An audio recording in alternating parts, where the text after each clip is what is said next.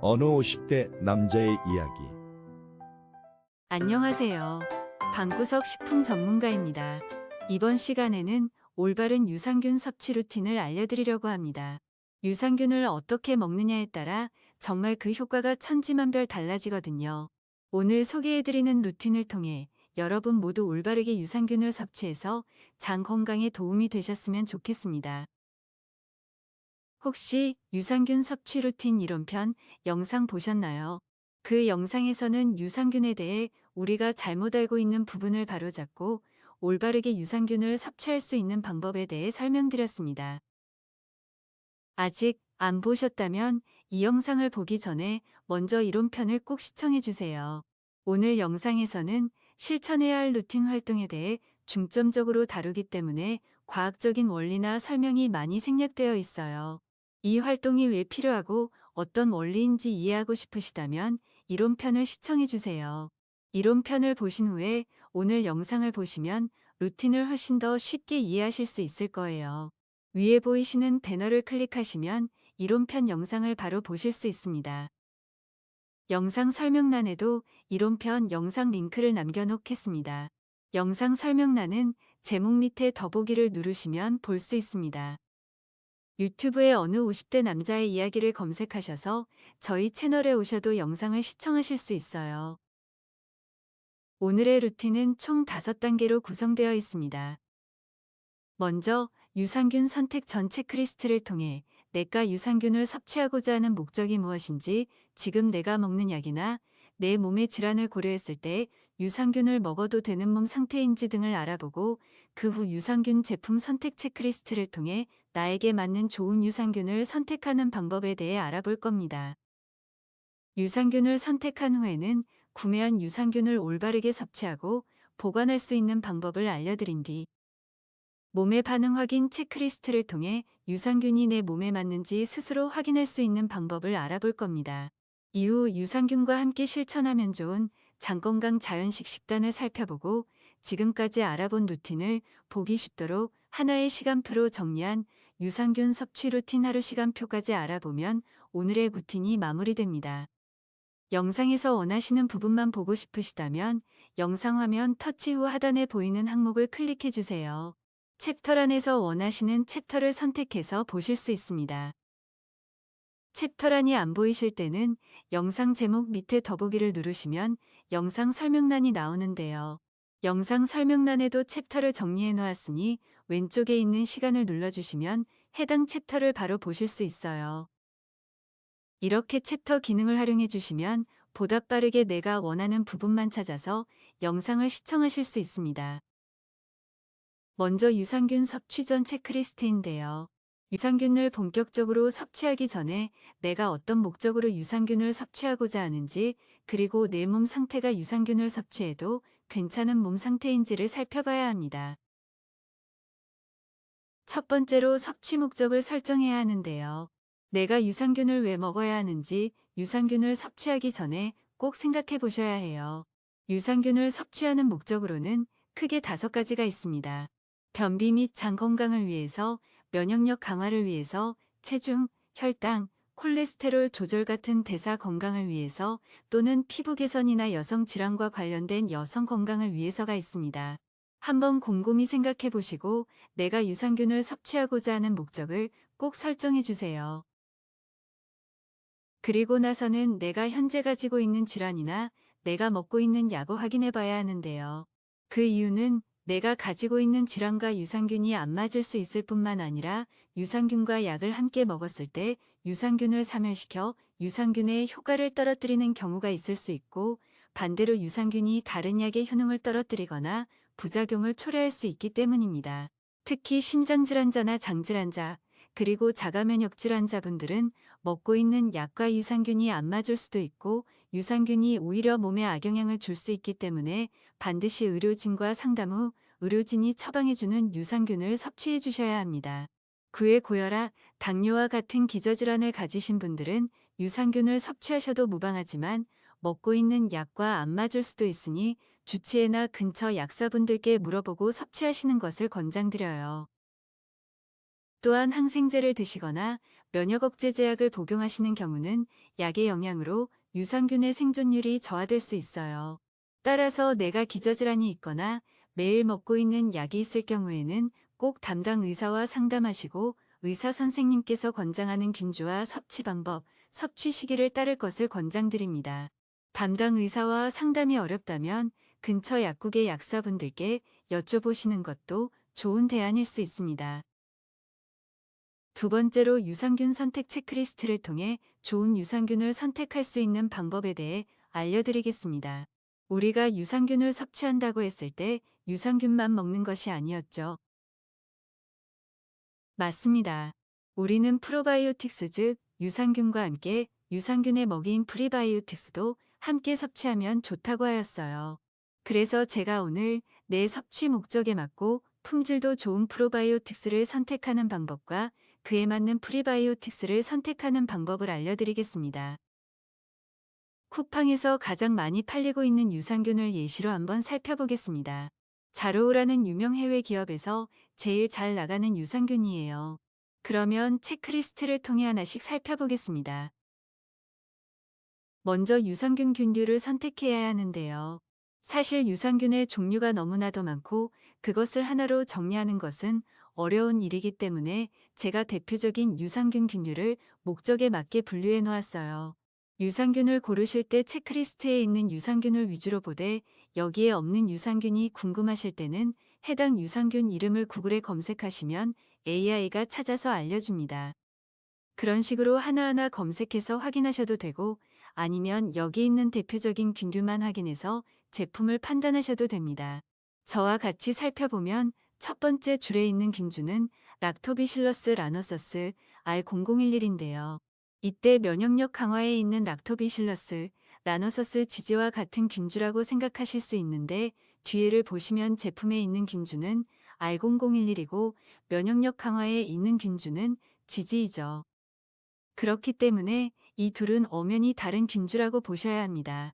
하지만 앞에 이름이 같으면 비슷한 효능을 지닌 경우가 많기 때문에 락토바실러스 라노소스라는 이름이 붙으면 면역력에 좋은 균주라고 생각하셔도 일반인 기준으로는 무방합니다. 다른 것들도 하나씩 살펴보면 체크리스트에 있는 균주를 4가지 정도 찾을 수 있었는데요. 보면 변비 개선 및 장 건강에 있는 균주와 대사 건강에 있는 균주들이 많죠.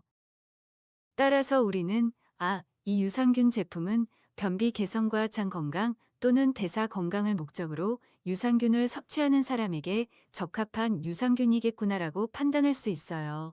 우리는 일반인이기 때문에 엄청 디테일하게 알아보기도 힘들고 그 과정도 귀찮고 번거롭기 때문에 이 정도로 판단하시면 됩니다. 체크리스트 이쪽에 있는 균주들이랑도 비교해보면 피부 개선의 대표 균주인 비피도박테리움, 롱검, 비비우 36이 있네요. 하지만 균주가 하나뿐이기도 하고 앞에서 살펴봤을 때 이 제품은 피부 개선보다는 변비 개선 및 장 건강 목적과 대사 건강 목적에 더 초점을 맞춘 제품으로 판단할 수 있겠죠. 여기서 많은 분들이 세세하게 균주를 비교해가면서 어떻게 구매해라고 하실 수 있는데요. 그럴 땐 너무 어렵게 생각하지 마시고 간단하게 생각하시면 쉽습니다.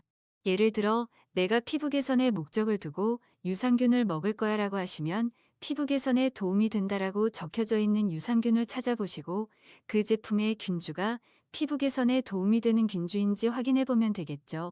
제품의 성분표와 체크리스트를 비교해 보면서 체크리스트에 있는 균주가 있으면 이 제품은 확실히 피부 개선에 맞는 균주가 있구나라고 판단하실 수 있습니다. 만약에 체크리스트에 없는 균주가 있다라고 한다면 개인이 판단하기 어렵기 때문에 성분표를 캡처해서 챗GPT에게 물어본다거나 구글에 검색해서 물어볼 수 있습니다. 유산균의 경우 가격도 비싸고 한 번 먹으면 오랫동안 먹어야 하는 제품이기 때문에 조금 번거롭고 어렵더라도 한 번 고를 때 제대로 알아보고 고르시는 것을 추천드립니다. 본론으로 돌아와서 이어서 보시면 균주를 살펴본 다음에는 보장균 수를 확인해야 하는데요. 이 제품을 보시면 10필리언, 즉 100억 마리의 보장균 수를 확보하고 있다고 하니 저희 체크리스트에도 부합하네요. 섭취기한까지 보장이라는 문구는 작아서 잘 안 보이시지만 영어로 보관 방법을 잘 준수하면 균의 생존을 보장할 수 있다라는 내용이 적혀져 있습니다. 캡슐 형태를 살펴보면 위산에 견딜 수 있는 코팅 캡슐로 되어 있다고 적혀져 있고 제품 앞면에 엔테릭 코티드 캡슐이라고 적혀져 있는 것을 보니 위산에 녹지 않는 장용성 캡슐인 것을 확인할 수 있습니다. 보관 방법으로는 냉장고가 필요 없는 실온 보관형 제품이네요. 마지막으로 유당유무를 확인해야 하는데요. 이 항목은 유당불내증이 있는 분들만 확인하시면 됩니다. 유당불내증이 있는 분들은 유당이 있는 제품을 드시면 유당이 설사나 복통을 유발할 수 있기 때문에 꼭 확인하셔야 하는데요. 성분표에 있는 원재료명에 유청, 탈지분유, 유당 등의 단어가 들어있는지 확인하셔야 해요. 내가 일일이 찾아보기 힘들다고 하시면 무유당, 락토스프리, 식물성 배양 유산균 등 유제품을 쓰지 않는다는 표기가 있는 제품을 선택하시는 것을 권장드립니다. 이 제품은 성분표에 밀크라고 적혀져 있어요. 즉, 우유가 들어가 있는 제품인데요. 아주 소량 들어가 있다라고 적혀져 있어서 심한 유당불내증이 아니라면 충분히 섭취해도 될 만한 유산균이라고 판단됩니다. 이렇게 해서 체크리스트를 통해 유산균을 판별해 보았고요. 이 제품을 정리해 보면 변비 개선 및 장 건강, 그리고 대사 건강까지 챙길 수 있는 유산균이고 보장균주도 확실히 확보되어 있으며 캡슐 형태는 장용성 캡슐이라 위산의 보호가 어느 정도 되고 실온 보관 제품이며 우유가 조금 들어가 있어서 유당불내증이 심한 분들 제외하고는 적합한 제품이다라고 판단할 수 있습니다.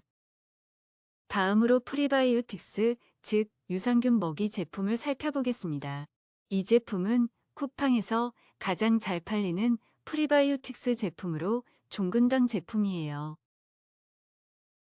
이 제품의 성분을 먼저 살펴보면 제품의 이름에도 나와 있듯이 제품의 주 성분은 프락토올리고당입니다. 체크리스트를 살펴보면 프락토올리고당은 변비 개선 및 장 건강 목적에 적합한 성분이네요.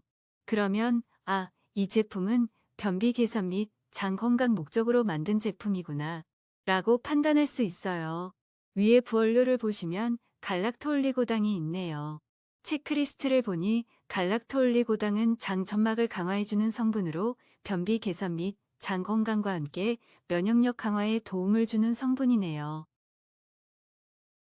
이쪽을 보시면 피부 개선의 추천 성분으로 갈락토올리고당과 플락토올리고당이 있어요.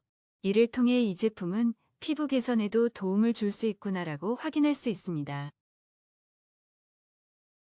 성분을 확인하셨으면 함량을 확인해 보셔야 하는데요.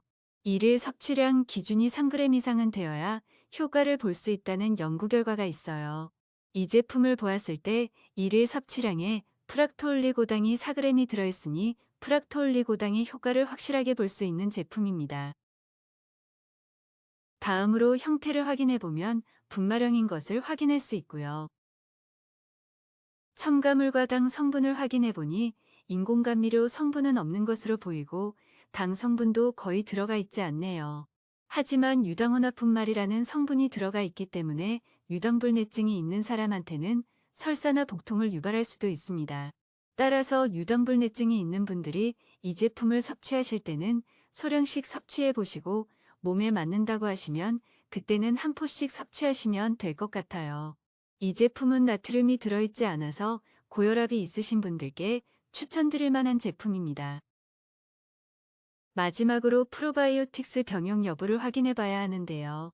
프로바이오틱스 병용 여부라는 것은 프리바이오틱스 제품에 유산균인 프로바이오틱스 성분도 같이 들어있는지에 대한 병용 여부를 의미해요. 이론편에서 프로바이오틱스와 프리바이오틱스가 함께 있는 제품을 뭐라고 불렀었죠? 혹시 기억나시나요? 맞습니다. 신바이오틱스 제품이죠. 즉, 신바이오틱스 제품은 유산균과 유산균의 먹이가 함께 들어있는 제품을 말하는데요. 예를 들어, 나는 유산균과 함께 프리바이오틱스를 섭취하고 싶어라고 하시면 신바이오틱스 제품을 선택하시면 되지만 나는 따로 유산균을 섭취하고 있기 때문에 나는 유산균 말고 유산균의 먹이인 프리바이오틱스만 섭취하고 싶어라고 하시는 분들은 굳이 유산균까지 들어있는 신바이오틱스 제품을 드실 필요는 없겠죠. 왜냐하면 이미 나는 유산균을 따로 섭취하고 있으니깐요. 특히 신바이오틱스 제품은 비싸기도 비싸고 잘못 먹을 경우 신바이오틱스의 균주와 내가 섭취하고 있는 유산균의 균주가 맞지 않아 유산균의 효과가 떨어질 수 있어요. 따라서 나는 유산균을 제품으로 따로 섭취하고 있고 프리바이오틱스 제품만 원한다고 하시면 꼭 신바이오틱스 표시를 확인하셔서 신바이오틱스가 아닌 순수 프리바이오틱스만 들어있는 프리바이오틱스 제품을 고르셔야 합니다. 이 제품을 확인해 보면 이름에 신바이오틱스라는 단어가 없고 프리바이오틱스라고 명확히 적혀져 있네요. 성분도 살펴보면 프리바이오틱스 성분이 주이고 비티도박테리움과 같은 균주가 들어있지 않기 때문에 순수 프리바이오틱스만 들어있는 제품입니다. 따라서 이 제품은 변비 개선 및 장 건강과 피부 개선에 도움을 줄 수 있는 제품이고 형태는 분말형이며 인공감미료나 과다한 당 성분은 없지만 유당이 조금 들어가 있어서 유당불내증이 있는 분들은 소량씩 섭취하면서 몸의 반응을 살펴보셔야 하는 제품이고 신바이오틱스 제품이 아닌 순수 프리바이오틱스 성분만 있는 프리바이오틱스 제품이라고 정리할 수 있습니다. 지금까지 저와 함께 자신에게 맞는 프로바이오틱스와 프리바이오틱스를 고르는 과정을 살펴보았는데요. 많이 복잡하고 어렵죠. 특히 유산균은 해외 제품이 많아서 일일이 영어를 번역하면서 확인하기도 어렵고 확인해야 할 사항도 많아서 일반인이 판단하기 가장 어려운 영양제라고 할 수 있어요. 그래서 저희 방구석 전문가들이 체크리스트를 통해 하나하나 점검하고 확인해서 각 목적에 맞는 프로바이오틱스와 프리바이오틱스 조합을 정리해 놓았습니다. 체크리스트로 직접 확인하기가 어렵고 번거로우신 분들은 방구석 전문가들이 추천하는 조합들을 한번 섭취해 보시는 것을 추천드려요. 각 목적에 맞게 정리해 놓아서 내게 필요한 유산균 조합을 쉽게 찾아서 볼 수 있습니다. 저희 채널의 카페인 모두의 건강 방구석 네이버 카페에 들어가시면 어느 50대 남자의 이야기 참고자료 게시판에 방구석 전문가가 추천하는 유산균 조합을 정리해서 올려놓았습니다. 많이 활용해 주세요. 세 번째로 유산균 섭취 방법과 보관 방법입니다. 먼저 아침 공복에 섭취하시는 분들은 아침에 일어나셔서 공복 상태에 따뜻한 물을 유산균과 함께 섭취해 주세요. 공복에 너무 차가운 물은 속에 부담이 될 수 있기 때문에 따뜻한 물을 드시면 좋은데요. 대신에 너무 뜨거운 물이나 카페인이 있는 음료와 함께 섭취하시는 것은 삼가해 주세요. 유산균의 생존율을 떨어뜨릴 수 있어요. 자기 전에 섭취하시는 분들은 자기 전 공복 상태에 따뜻한 물과 함께 유산균을 섭취해 주세요. 이때 물을 많이 드시게 되면 자는 중에 소변이 마려워서 잠에서 깰 수 있기 때문에 물은 소량만 마셔주세요. 이외에 장이 예민하거나 공복 섭취가 안 맞아서 식후에 드시는 분들은 아침 식사 후 30분 이내에 따뜻한 물과 함께 유산균을 섭취해 주세요. 아침을 안 드시는 분들은 점심 식사 후 섭취하셔도 무방합니다. 매일 특정 약을 복용하시는 분들은 담당 의사 선생님과 상담 후 의사 선생님께서 권장하는 섭취 시기, 섭취량을 준수해 주세요. 보통 항생제 복용 후에는 복용 2시간 이후 유산균 섭취를 권장하고 있고요. 위산 억제제 복용 후에는 복용 1~2시간 후 섭취를 권장하고 있습니다. 꼭 담당 의사 선생님이나 가까운 약국에 계시는 약사님께 여쭤보고 복용해 주세요. 사실 유산균은 언제 먹는 것보다 일정한 시간에 일정한 양을 꾸준히 먹는 것이 더 중요하기 때문에 내 몸과 내 생활 패턴에 맞게 섭취 시기를 정하셔서 꾸준히 섭취해 주세요. 다음으로 유산균 보관 방법으로는 유산균이 열과 빛, 산소에 민감하기 때문에 서늘하고 어두운 곳에 밀봉 보관하는 것이 원칙입니다. 하지만 제품마다 보관 방법이 다르기 때문에 꼭 제조사의 보관 방법을 살펴보시고 그 방법을 우선시해 주세요. 그리고 여름철 같은 경우는 냉장 보관이 더 안전한데요. 한번 냉장 보관을 하셨으면 품질 유지를 위해 지속적으로 냉장 보관을 해주시고요. 냉장 보관 시에는 문 쪽보다 냉장실 안쪽, 즉 온도가 일정한 곳에 보관해 주세요. 이렇게 보관을 잘 해주셨다고 하더라도 개봉 후에는 변질 가능성이 있기 때문에 주기적으로 변질 여부를 확인해 주셔야 하는데요. 먼저 유산균의 신 냄새나 쿰쿰한 냄새가 난다면 변질 가능성이 높다고 판단할 수 있어요. 또한 강한 신맛이나 쓴맛, 텁텁한 잔맛이 있을 경우에도 변질 가능성이 높습니다.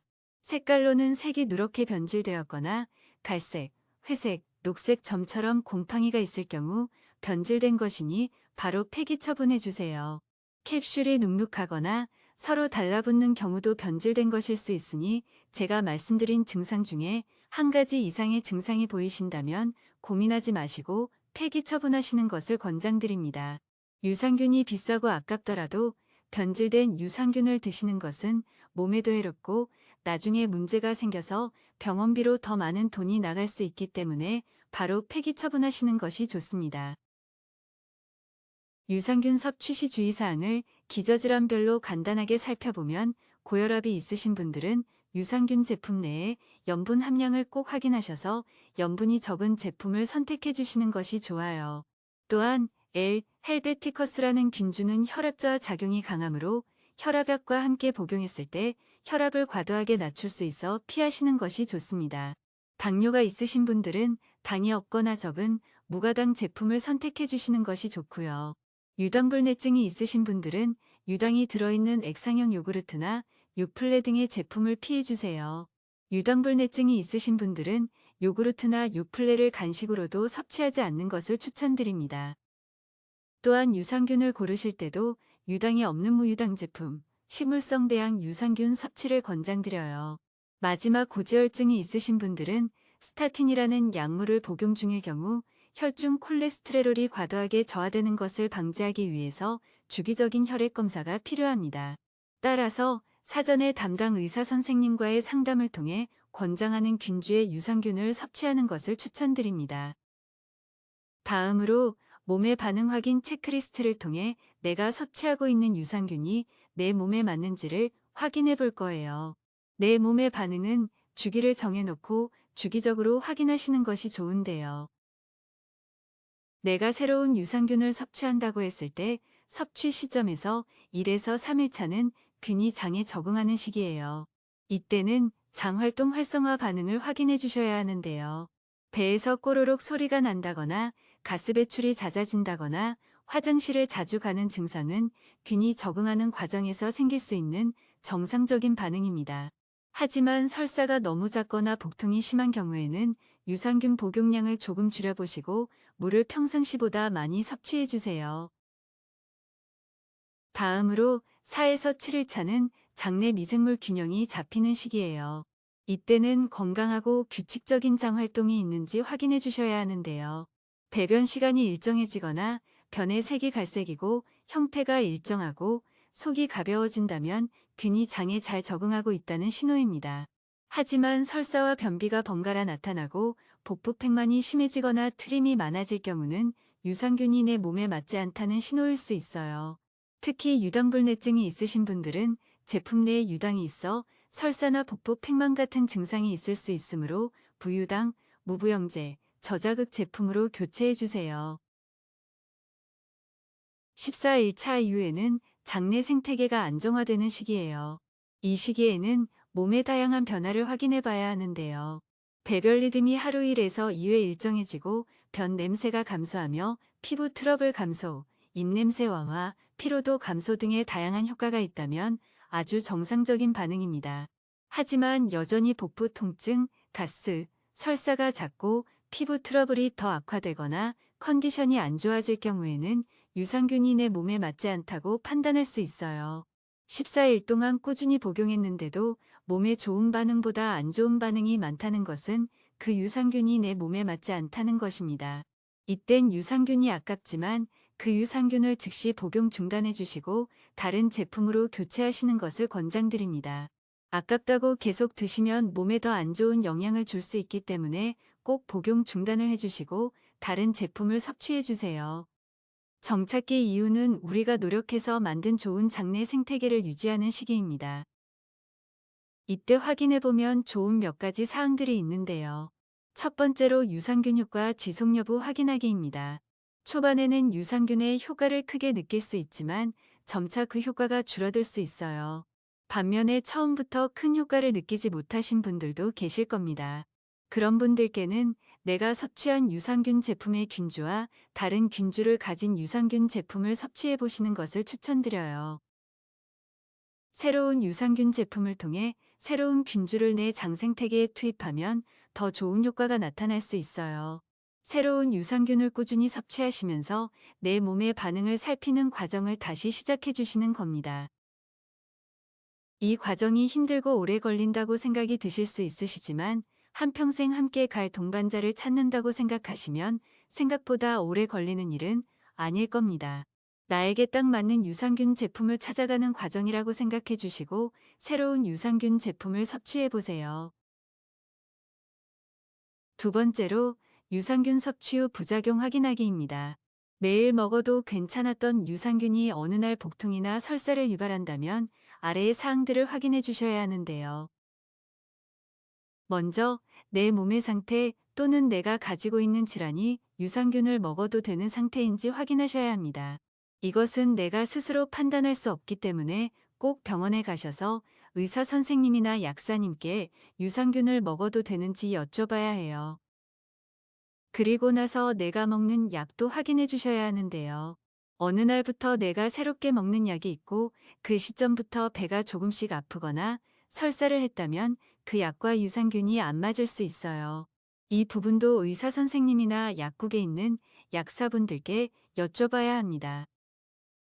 마지막으로 나는 특별히 질환도 없고 새로운 약을 먹지도 않는데 어느 순간 유산균을 먹을 때마다 배가 아프다고 하시면 유산균의 변질 여부를 확인해 주셔야 해요. 변질 여부 확인 방법은 유산균 보관 방법에서 알려드린 방법과 자료를 활용하시면 됩니다. 그 다음으로 프리바이오틱스 섭취 후 부작용 확인하기입니다.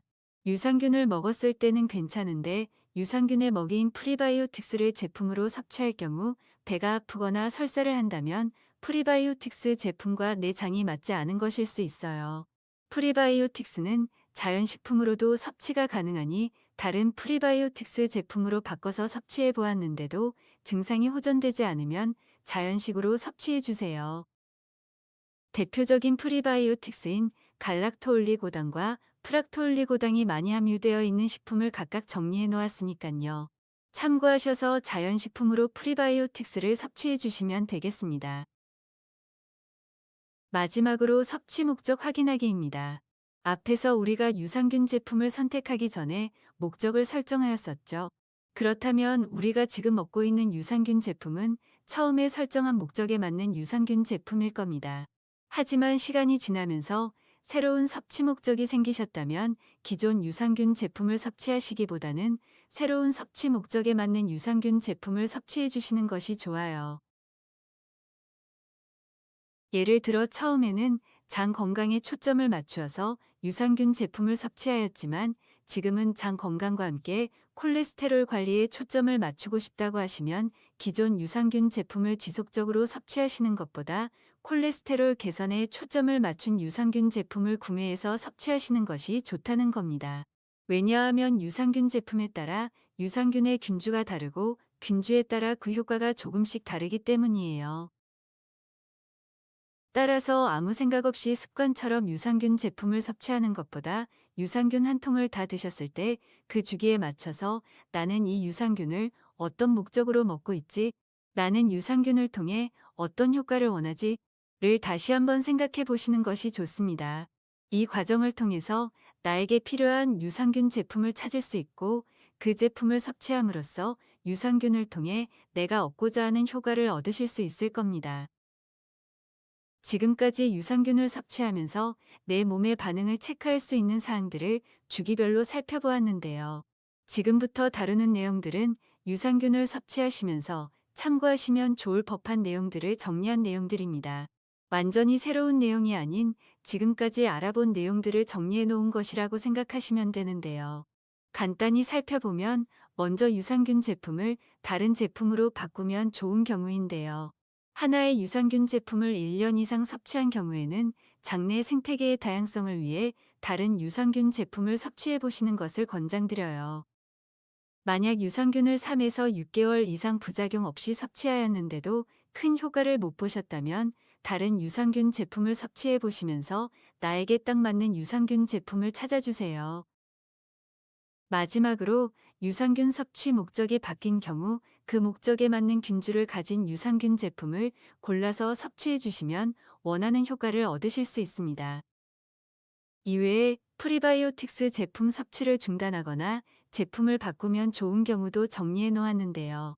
아까 살펴봤던 것처럼 프리바이오틱스 제품을 섭취하였는데 오히려 장 트러블이 생기는 경우는 다른 제품으로 바꿔서 섭취해 보시거나 자연식품으로 프리바이오틱스를 섭취해 주시는 것을 권장드립니다. 만약 내가 평상시에 과일과 채소를 충분히 섭취하신다고 하시면 굳이 프리바이오틱스를 안 드셔도 되고요. 만약 드시고 싶다고 하시면 과일이나 채소에서 얻을 수 있는 프락톨리고당 제품보다는 자연식품에서 얻기 어려운 갈릭톨리고당 제품을 섭취하는 것을 추천드립니다. 그리고 많은 분들이 유산균을 섭취하지 않은 상태로 프리바이오틱스 제품만 섭취하시더라고요. 아무래도 프리바이오틱스 제품이 먹기도 쉽고 맛도 있다 보니 간식처럼 드시는 분들이 많으신데요. 하지만 프리바이오틱스 그 자체만으로는 장 건강에 큰 도움을 주기는 어려워요. 특히 건강하지 않는 장, 즉 장내 유익균이 많이 없는 장에는 프리바이오틱스가 오히려 장 트러블을 유발할 수 있기 때문에 프리바이오틱스 제품은 꼭 유산균 제품과 함께 섭취하시는 것을 추천드립니다. 다음으로 정착기 이후에 주의해야 하는 사항들을 정리해 놓았어요.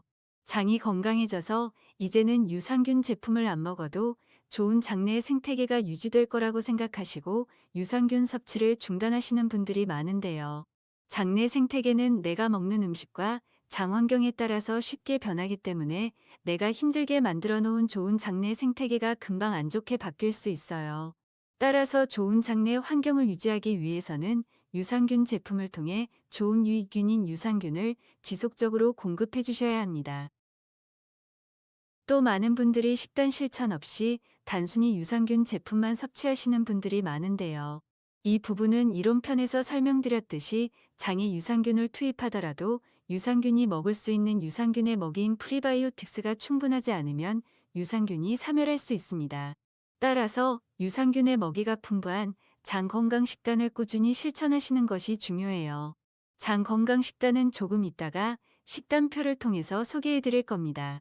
만약 식단 실천이 어렵다고 하시면 프리바이오틱스 제품이라도 꼭 섭취해 주세요.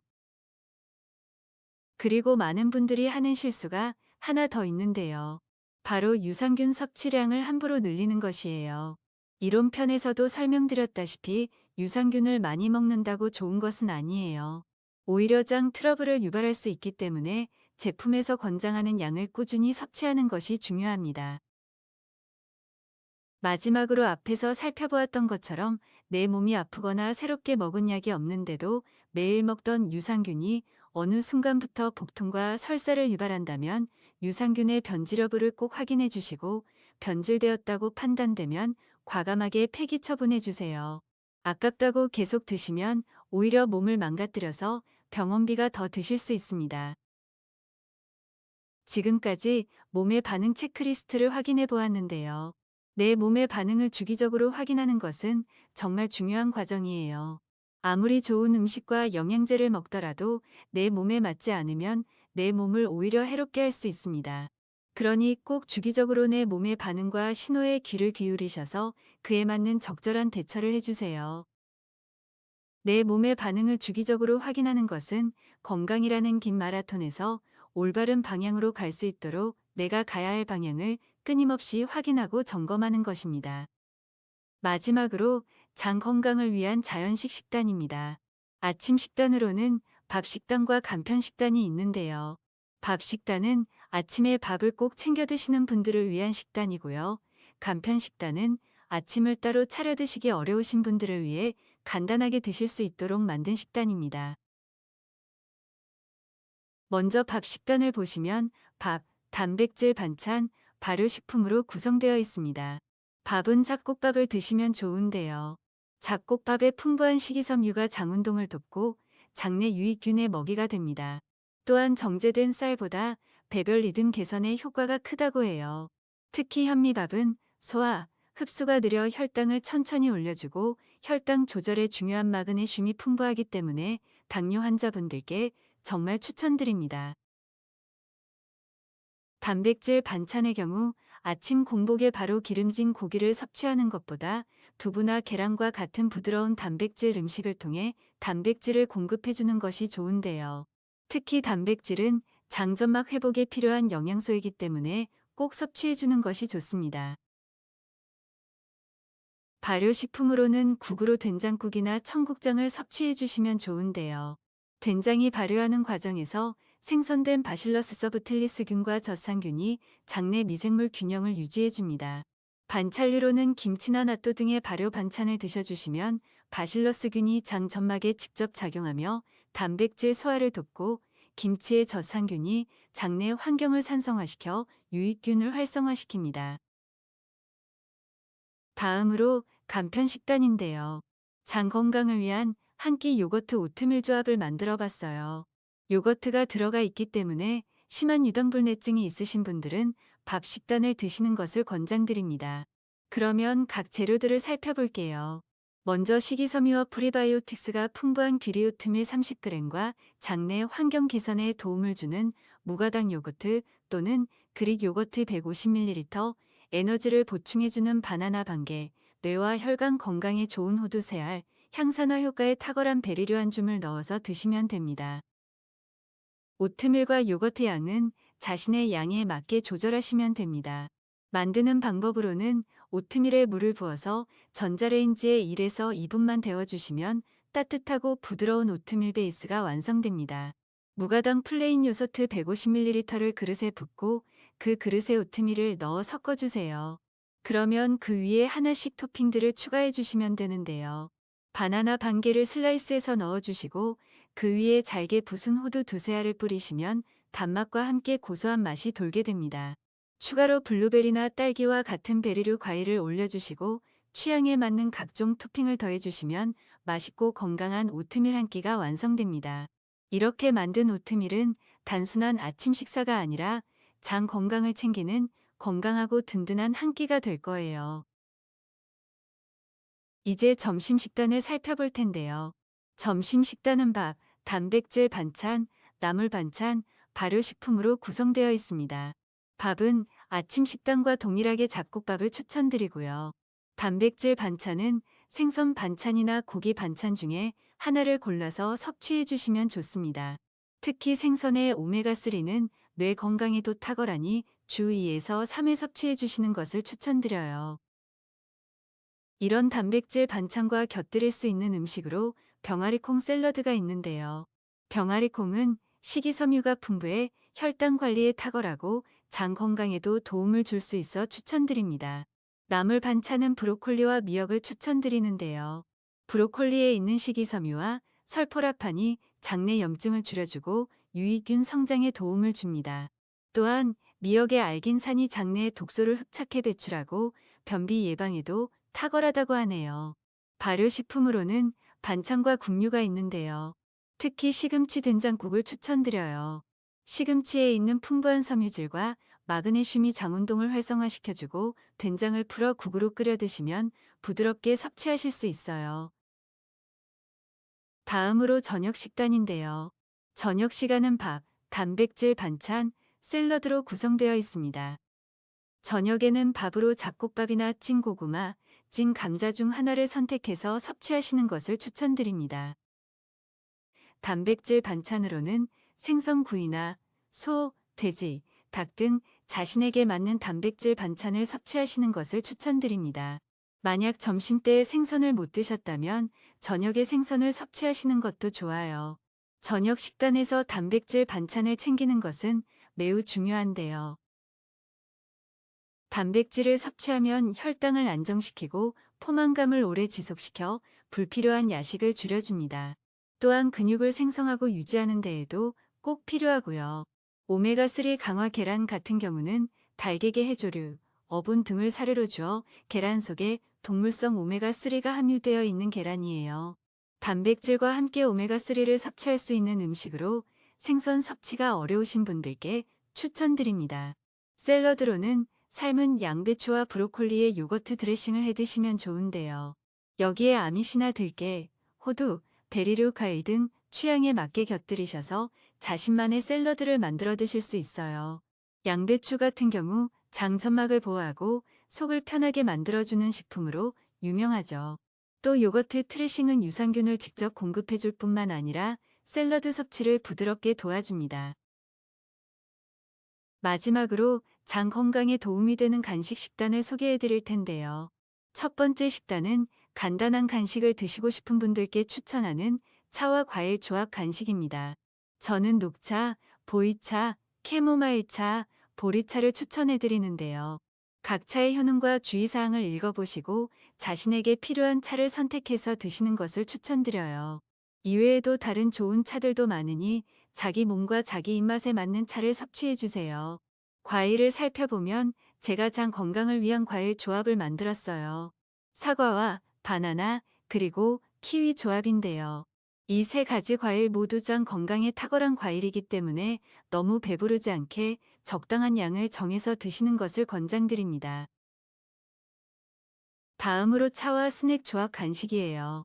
스낵은 일반 스낵이 아닌 발효 스낵인데요. 장 건강에 좋은 발효 스낵을 제가 적어 놓았으니깐요. 입맛에 맞는 제품으로 하나 사서 드시는 것을 추천드려요. 이외에도 시중에 정말 맛있고 다양한 발효 스낵이 많이 있으니 한번 드셔보시고 자신에게 맞는 발효 스낵을 선정해 주세요. 이때 당이 너무 높지 않는 스낵을 고르시는 것을 추천드립니다. 다음으로 간단한 간식보다 포만감이 있는 간식을 드시고 싶으신 분들을 위한 간식인데요. 아까 아침 간편식으로 보았던 요거트, 귀리볼이에요.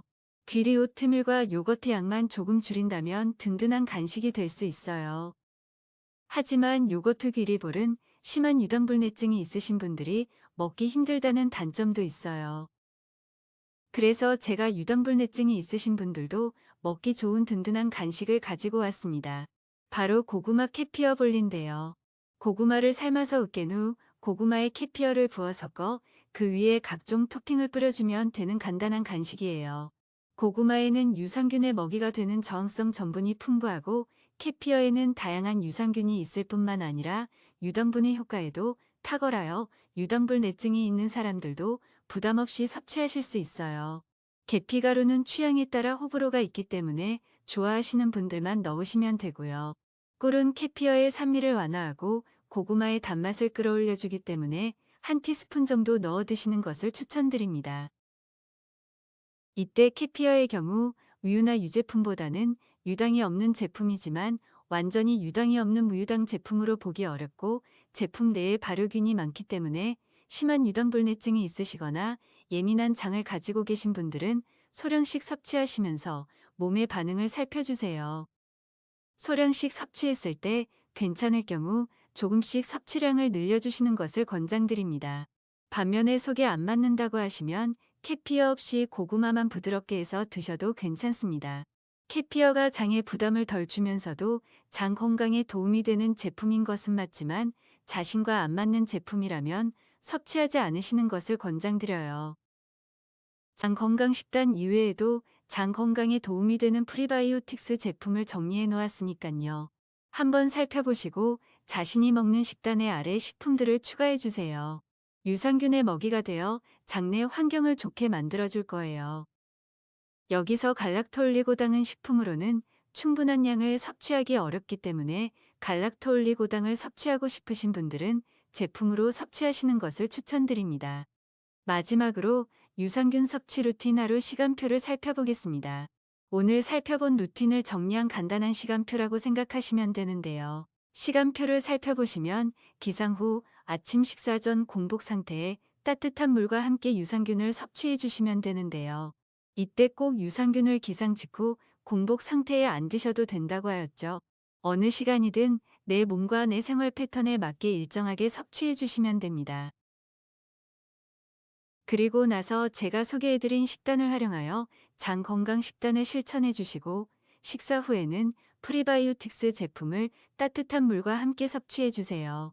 프리바이오틱스 제품은 반드시 섭취해야 하는 것은 아니기 때문에 필요한 분들만 섭취하시면 됩니다. 이때 장 건강을 위해서는 물을 충분히 마셔주는 것이 중요한데요. 물을 충분히 섭취해 주셔야 유산균의 장내 이동을 활성화하고 변비를 예방할 수 있습니다. 그렇다고 과도한 물 섭취는 자제해 주시고 성인 권장 물 섭취량에 맞게 하루에 1.8에서 2.5리터 양을 기준으로 각 개인에 맞게 조절해서 섭취해 주세요. 이후 저녁 식사를 마치고 나서 가벼운 산책을 해주시고 자기 2시간 전에 바나나를 섭취해 주시면 좋아요. 가벼운 운동은 장 활동을 활성화해주고 바나나는 유산균의 먹이가 될 뿐만 아니라 변비 완화, 숙면에도 도움을 주어 취침 2~3시간 전에 드셔주시면 좋습니다. 지금까지 유산균을 올바르게 섭취하는 루틴에 대해 알아봤습니다. 유산균은 하루 한 포보다 매일의 꾸준함이 더 중요합니다. 여러분의 장이 건강해질수록 몸도 기분도 훨씬 가벼워질 거예요. 오늘부터 나만의 유산균 루틴 함께 만들어가요. 오늘 알려드린 루틴 이외에 다양한 건강 루틴과 건강 문제를 함께 고민하며 건강 루틴을 꾸준히 실천할 모두의 건강 방구석 네이버 카페 회원을 모집합니다. 카페 회원분들께는 오늘 알려드린 루틴 자료를 이미지 파일로 무료로 제공해드리고 서로의 건강 루틴과 노하우를 공유할 수 있는 소통의 장을 마련해드립니다. 또한 최신 건강 정보와 트렌드 그리고 방구석 전문가가 추천하는 영양제 정리 자료까지 받아보실 수 있어요. 자세한 카페 가입 안내는 모두의 건강 방구석 카페에 들어가셔서 카페 가입 안내 글을 참고해주세요. 영상 하단에 있는 영상 설명란에 카페 가입 안내글 링크를 남겨놓겠습니다. 건강에 진심이고 건강 루틴을 꾸준히 실천하고 싶으신 분들은 주저하지 마시고 카페에 가입하셔서 방구석 건강 유생이 되어주세요. 서로 존중하고 배려하는 분위기 속에서 함께 성장하고 건강해져요. 오늘 알려드린 루틴 자료를 활용하셔서 유산균 섭취 루틴을 꾸준히 실천해 보시고 건강과 생활에 어떤 도움이 되셨는지 유튜브 댓글이나 카페 글로 남겨주세요. 여러분의 후기가 다른 사람들에게 큰 도움이 됩니다. 네이버 카페를 이용하시면 자세한 후기들을 공유하실 수 있어요. 네이버 카페 주소는 영상 하단에 있는 영상 설명란에 남겨놓겠습니다. 영상 하단을 보시면 더보기라는 항목이 있을 겁니다. 더보기를 눌러주시면 네이버 카페 주소를 확인하실 수 있어요. 파란색으로 써져 있는 네이버 카페 주소를 눌러주시면 바로 카페로 들어가실 수 있습니다. 네이버 카페를 들어가시면 우측 메뉴바에 하루 실천 루틴이라는 카테고리에서 어느 50대 남자의 이야기 루틴 후기글 게시판에 후기를 작성해 주시면 됩니다. 제가 양식을 미리 만들어 놓았으니 양식에 맞춰 내용만 채워주신다면 어렵지 않게 후기글을 작성하실 수 있으실 거예요. 자세한 후기글 작성 방법은 카페 공지사항을 확인해 주세요. 오늘 알려드린 하루 실천 루틴 자료와 체크리스트는 네이버 카페에 올려놓았습니다. 네이버 카페 주소는 영상 하단에 있는 영상 설명란에서 확인해 주세요. 카페에 들어가셔서 우측 메뉴바에 하루 실천 루틴이라는 카테고리를 보시면 어느 50대 남자의 이야기 루틴 자료 게시판이 있습니다. 이 게시판에서 루틴 시간표, 장건강 식단 등의 루틴 자료를 받아보실 수 있어요. 그리고 밑에 어느 50대 남자의 이야기 참고 자료에서는 유산균 섭취 전 체크리스트 등과 같은 체크리스트 자료들을 받아보실 수 있습니다. 제공해드리는 자료들은 방구석 전문가들이 한 땀 한 땀 정성스럽게 만든 자료들입니다. 우리 모두의 건강을 위하는 마음으로 만들었어요. 루틴을 실천하실 때 많은 도움을 줄 수 있는 자료들이라서 무료인 만큼 꼭 많이 활용해 주세요. 오늘 알려드린 내용 말고도 자신만의 유산균 섭취 노하우가 있다면 유튜브 댓글이나 네이버 카페로 공유해 주세요. 자신만의 건강 루틴과 노하우가 다른 사람에게 큰 도움이 될 수 있습니다. 카페에 들어가셔서 좌측 메뉴바에 건강 지혜샘이라는 카테고리를 보시면 자신만의 건강 루틴과 건강 노하우를 올릴 수 있는 게시판이 있습니다. 이 게시판을 활용해서 자신만의 건강 비법을 공유해 주세요. 우리 모두가 건강해지는 그날까지 방구석 전문가는 여러분들과 함께하겠습니다. 감사합니다.